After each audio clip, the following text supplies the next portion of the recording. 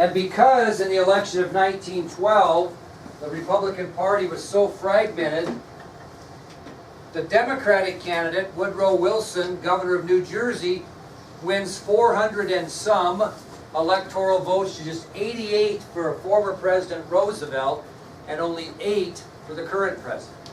So it was quite an upset victory. The Democrats hadn't controlled the White House in quite a while, really. Grover Cleveland and James Buchanan were it since the Civil War. So before we get going on World War I, we're going to give you a profile of President Wilson so you know a little bit about him. Okay? Profile of Woodrow Wilson. What do you think of that, Regan? Awesome? Yeah, thank you. Well, let me just throw you off a little bit right off the bat. Thomas Woodrow Wilson was born on December 29th of 1856 in Virginia. Thomas Woodrow Wilson was born on December 29th, 1856 in Virginia. But his family lived in Georgia during both the Civil War and the Reconstruction after the Civil War. How'd that work for him? Very well. How'd you like to be in Georgia during the Reconstruction after William T. Sherman went there and made Georgia howl? Okay? So, the Wilson family lived in Georgia during the Civil War and also during the Reconstruction following the Civil War. During the Civil War, Wilson's father, who obviously supported the South, set up his church as a hospital for wounded Confederate soldiers, which tells you that he was a minister. So during the Civil War, Wilson's father, who supported the South naturally, set up his church as a hospital for wounded Confederate soldiers.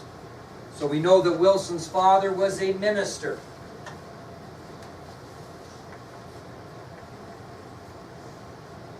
Now, as far as Woodrow Wilson, Thomas Woodrow Wilson, he grew up on a daily diet of prayer and Bible readings, and his father, quote, homeschooled him until he was 9 years old. Why? Why did he send him to school? What was going on before Civil War? Not a lot of schools to go to, right? So until he was 9 years old, his father basically homeschooled him. And his father not only supplied him with a good education, but he also gave him a daily diet of prayer and Bible readings because they were a Christian family. Well, when he was 9, he started going to the regular public schools and went to elementary school and high school from 9 until he graduated. And he was bright enough that he enrolled at Princeton University, which is known as a what type of school? Ivy League school. Tough to get in there. I'm very proud. We have 2 kids from the last 2 classes in an Ivy League school, right? Paris Keynes and Chantel Barr, both at Columbia. Okay, that's a pretty big deal. Well, Woodrow Wilson was bright, and he decided to attend Princeton University, where he graduated in 1879. So he attends Princeton University and graduates in 1879. Well, after he graduated from Princeton, Thomas Woodrow Wilson, decided he wanted to be a college professor, so he had to go get what? His doctorate. You have to go to graduate school to do that, and he chose to go to graduate school at Johns Hopkins University in Baltimore, Maryland, which is another very highly regarded university. So after graduating from Princeton, he has a goal of becoming a college professor. He's going to need his doctorate degree, and so then he enrolls at Johns Hopkins University in Baltimore, Maryland. But you know what he did just before he enrolled at Johns Hopkins University in Baltimore, Maryland? He legally dropped his first name and simply replaced it with Woodrow.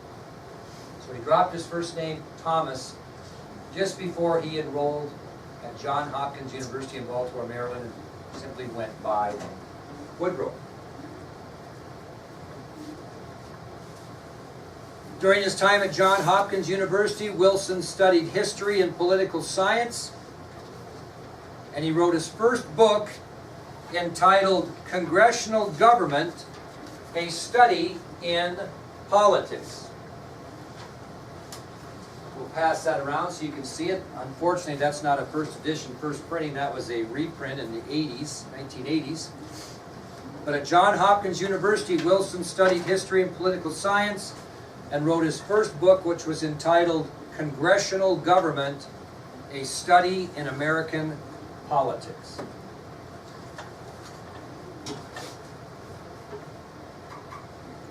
So he attends Johns Hopkins University, studies history and political science, writes a book. Then what does he do, Jonathan, after he graduates from Johns Hopkins University? What was his goal? What was his goal?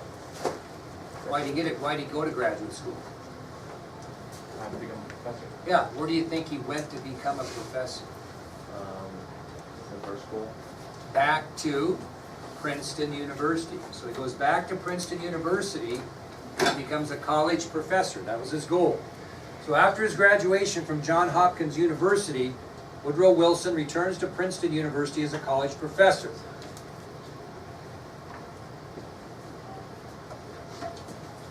He is very, very successful there. So successful and so popular that in 1902 he's named president of Princeton University. So Woodrow Wilson did a very good job as a professor, earned a great reputation, very popular, and in 1902 they named him president of Princeton University. That's a pretty prestigious job. President of an Ivy League school. Well, it wasn't a bed of roses for him, because as president of Princeton, Woodrow Wilson had a really bad relationship with the dean of students there, a fellow by the name of Andrew West. So Wilson struggled as president of Princeton because he could not get along with the dean of students, Andrew West. Anybody know what a dean of students does in a college? Kind of, the name is somewhat self-explanatory. Person that works directly with students, either trying to get them committed to go to Princeton or help them with academic issues, sign up for classes, or even disciplining them if they would get themselves in trouble. If you get yourself in trouble at Carroll College in Helena, Montana, or the University of Wyoming, they have a dean of students that takes care of you. That's where you go if you have troubles, good, bad, or otherwise. Well, here's where the two people disagreed. Wilson really wanted to add a graduate program to Princeton, and West was adamantly against it. I'm not sure why, but he was. So President Wilson of Princeton wanted to add a graduate program. In other words, people could go to Princeton University and get their master's or their doctorate, which they couldn't at the time. And Dean of Students Andrew West did not want that to happen, so they got into a rivalry over that. Well, this is where politics comes in, and it happens even in places like Little Worland, Wyoming. Unfortunately for Wilson, Andrew West, quote, had the ear of a very wealthy alumnus. So unfortunately for Wilson, Andrew West had, quote, the ear of a very wealthy alumnus. What does it mean if I have the ear of someone? If I, what's that? Yeah, kind of. If I said locally here that I had the ear of David Tomra, what would that mean to you? If I had the ear of David Tomra. He listens to you. What? He listens to you. He listens to me, trusts me, I listen to him, I trust him, but what would be my advantage of having the ear of David Tomra? He's on the school board. Okay, I'm just making an example here, okay? So if I call David Tomra up and say, well, I sure don't care much for Johnny Jones, this guy's trying to do this or that, is that a good thing for me or a bad thing for me? It's kind of a good thing, right?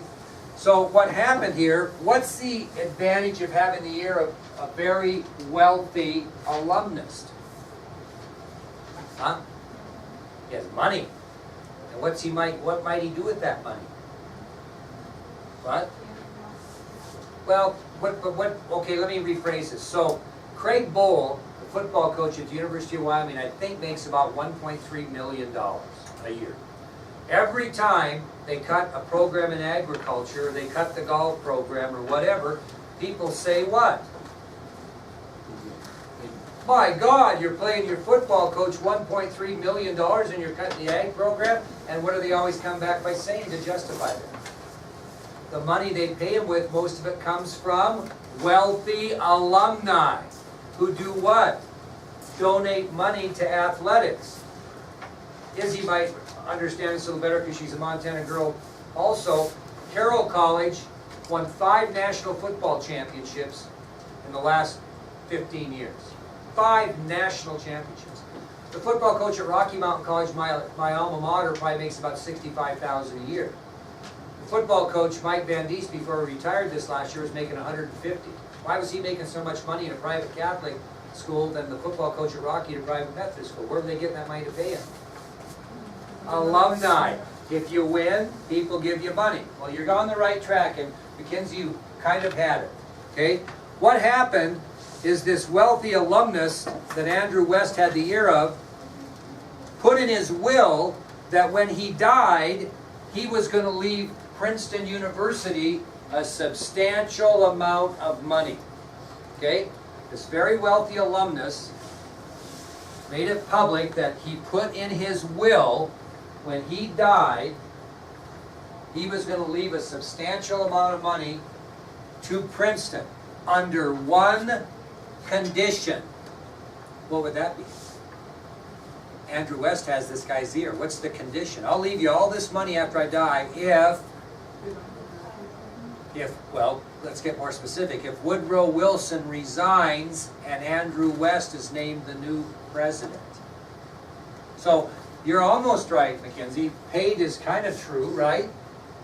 So basically this wealthy alumnus made it public that when he died, he was going to put in his will to give a substantial amount of money to Princeton University if Woodrow Wilson resigned and Andrew West became president. Now, how do you think Woodrow Wilson reacted to that? He probably was upset, although he was a different personality, he didn't show that much. And most people would probably fight that, would they not? Say that's not right and probably win. And maybe the alumnus was just full of crap anyway and didn't have the gumption to go through. It was a threat, right? Well, this is the type of person Woodrow Wilson was. He loved Princeton University. He went there, he came back and was a college professor, he was the president, okay? I've been here 10, 11 years, I love the kids in this school. All of a sudden somebody said the same scenario to me, and if I stayed on and fought, you kids would lose out on something. I'd probably resign and do what's best for you. That's what he did. He resigned because he wanted the best for Princeton. And if that meant the guy was going to give millions of dollars to the college, he thought that was in his best interest to resign and move on. Pretty admirable, don't you think? You think many people would do that? Not a lot would. So what does he do, Daniel, right after he resigns? What's he decide to go into? Finds another college. No, good guess. Well, he doesn't do that, so what's he decide to go into? Because he's pretty well known. I mean, he's pretty well thought of. He's the president of an Ivy League school. Politics. Goes into politics. And he runs for governor of New Jersey, right? And does he win? Come on. No. How could he not win? He was the governor of New Jersey when he was nominated for the Democratic Party in 1912. So does he win? Yes, easily. He's got a good reputation. Where's Princeton? Yeah. So people like him there. They know what happened to him when he resigned. He runs for governor of New Jersey and wins easily. Well, we all know this because of his success as governor of New Jersey. He gets the Democratic nomination in 1912, and because of the fracturing of the Republican Party, lucky for him in the election of 1912, not long after he gives up his job as president of Princeton, he's president of the United States, right? So it didn't hurt him much. Historians will tell you that when Woodrow Wilson was inaugurated into office as President of the United States, he came in with very few strings attached. Okay, historians will tell you that when Wilson assumed the presidency after his inauguration in 1913, he came with very few strings attached. What does that mean, Dylan? Didn't have any bad things before, so. Didn't know anybody anything, didn't promise anybody anything, like, boy, you coal miners voted for me, so I'll make sure I get this piece of legislation across and make sure the coal miners get a raise. That's an example, that's not what happened.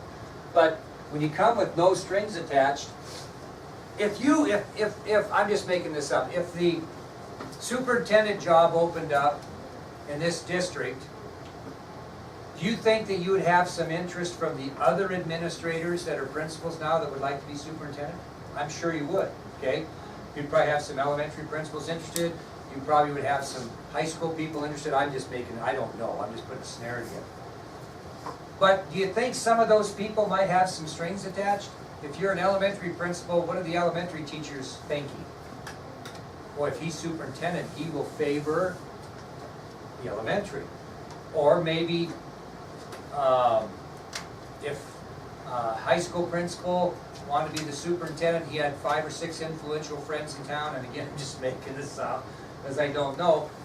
And those influential friends that pushed for him to get the superintendent job, would they think they might have something in return?